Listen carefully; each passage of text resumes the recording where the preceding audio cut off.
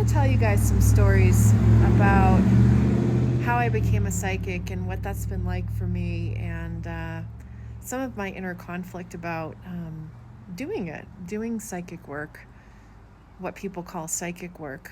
And I've had lots of inner conflict about it, and I've just recently kind of broken through a new layer of inner conflict on it. So I want to share my process a little bit. So if I take you back to the beginning, I became a psychic or started doing psychic work back in 2015. I was going through a very, very difficult time in my personal life. I was newly separated from my ex-husband and all alone for the first time, and I found myself in a spiritual community that was sort of an esoteric or mystical Christian-based community. And there was a class that the spiritual teacher was teaching that was teaching you how to do remote work. So remote work is a way of working with someone where you are a surrogate for someone else in their healing process.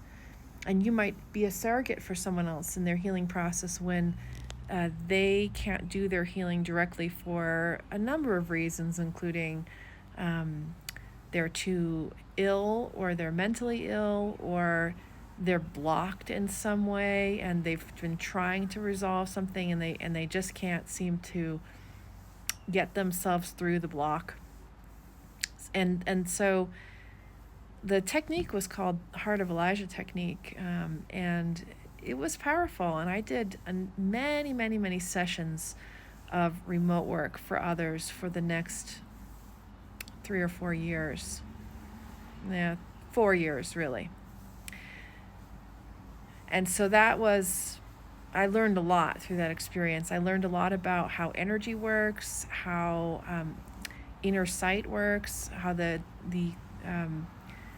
inner senses work, like inner hearing, inner sight, inner knowing. They have names like clairsentience and clairvoyance and things like that. And I learned how to discern between what was my projection, my fear, and what was someone else's actual issue. So it ended up being a lot of shadow work for me, where I was, I could see something for someone else and recognize, this is not actually their stuff. This is my stuff that I'm kind of seeing in the energetic space, and I was able to work through a great deal of my own shadow and my own patterns by doing this remote work for others. It's not taught anymore. The woman who was teaching that technique, she doesn't teach anymore. She's not been well for some time. But it's basic psychic work. It's basic work that you can learn from anybody who's teaching how to do a psychic reading or psychic energy healing. So that's step one.